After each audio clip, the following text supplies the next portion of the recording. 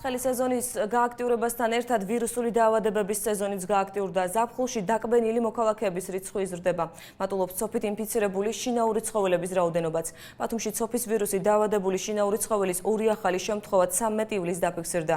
ფაქტს სურსათის უნებლობის ეროვნულ სააგენტოში ადასტურებენ. რაც შეეხება ვირუსით დაავადებულ ადამიანებს, შარშან-აჭარაში ცოფით ორი ადგილობრივი გარდაიცვალა. პოლიკლინიკებში არსებულ ანტირაბიულ კაბინეტებს კი ბოლო 6 თვის განმავლობაში ძაღლის მიერ დაკბენილმა 1959 მოქალაქემ მიმართა. ჰიდროფობია, იგივე ცოფი. ვირუსის ორგანიზმში მოხვედრის შემდეგ ითრგუნება ნერვული სისტემა, რასაც აღგზნებისა და ჰალუცინაციების სტადია მოჰყვება. ერთი კვირის შემდეგ კი დგება დამბლის სტადია, რაც ტვინისათვის ჰაერის მიწოდების შეწყვეტას გულისხმობს. ლეტალურ შედეგს ხშირ შემთხვევაში ჰაერის უკმარისობა იწვევს. ადამიანთა ცოფი დაავადების უმრავლეს შემთხვევაში ინფექციის წყარო ძაღლია. შინაური ცხოველი კი ვირუსით სხვა ცოფის მატარებელი მღრღნელებისა თუ ოთხფეხა გარეული ცხოველისგან ავადდება. სწორედ ამიტომ ვეტერინარი გიორგი კალანდაძე მიიჩნევს, რომ პირველ რიგში სახელმწიფომ ტურების ვაქცინაციაზე უნდა იზრუნოს. მღრღნელების გასანადგურებლად კი წყლისა და კანალიზაციის სისტემის დროული მოგვარება და ნაგავსაყრელის სწრაფი კონსერვაციაა აუცილებელი.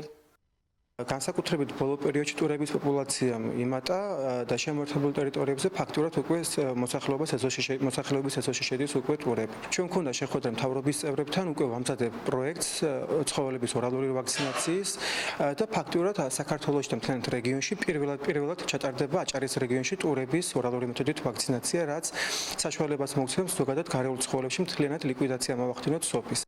მიუსაფარი ძაღლებისა და კატების ვირუსებისგან განკურნვას მერიის კეთილმოწყობის სამსახური კურირებს. სამსახურის მთავარი სპეციალისტის თამაზ ველიაძის განცხადებით, ბოლო 6 თვის განმავლობაში ქალაქიდან 3550 ძაღლი გაიყვანეს, საიდანაც 22% მიძინებით მოკლეს. 2014 წლიდან იმიტომ ვიდეოდებით შემცირებას, რომ ეს ძაღლები, რომელიც მიყვანილია კლინიკაში, ხდება მათი სტერილიზაცია ან კასტრაცია. და როდესაც ბრუნდება ეს ცხოველი თავისუფალ არეაში, იგინი აღარ მრავლდებიან, რა თქმა უნდა. გასულ წლებში ხდებოდა მექანიკურად ყველაფერი. იჭერდნენ ძაღლებს, მიყავდათ ბეიკერის ორმოსთან, იხოცებოდა ყრიდან ბეიკერის ორმოში და აყრიდნენ ქლორს.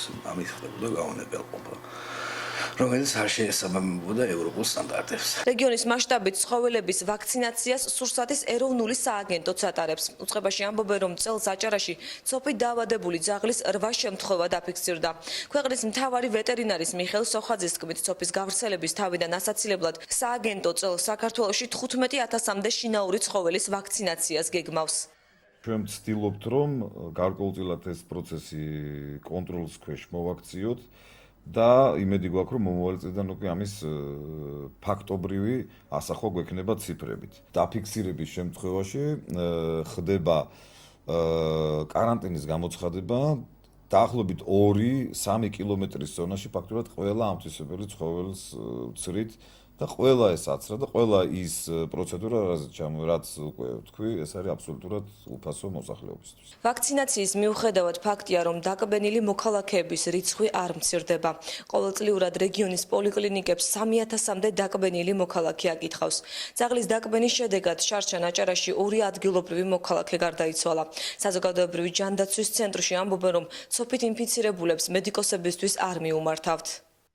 პირველ რიგში აუცილებელია დაზიანების, ანუ კანის საფარველის დარღვევის შემთხვევაში ჭრილობის დაბანა გამდინარე საპნიანი წყლით და აუცილებლად ექიმთან ვიზიტი. ვინაიდან ჰიდროფობიის მკურნალობის რაიმე სპეციფიური მეთოდი არ არსებობს, ერთადერთი გზა ამ დაავადების თავიდან აცლებისა გახლავთ ანტირაბიული ვაქცინის და იმუნოგლობულინის, ანუ რაბიოლოგის გადაწყვეტილებით შესაბამისი იმუნოპროფილაქტიკური კურსის დაცვა. ცოფი მთელს მსოფლიოშია გავრცელებული, მისგან ყოველწლიურად 55000 ადამიანი იღუპება.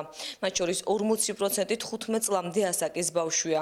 ჰიდროფობიის, ანუ ცოფის ვირუსის შედეგად საქართველოში 2003 წლიდან 2012 წლამდე 74 ადამიანი გარდაიცვალა. მედიკოსები ლეტალური შედეგის თავიდან ასაცილებლად მოქალაქეებს ურჩევენ დაკბენის შემთხვევაში ექიმს დროულად მიმართონ.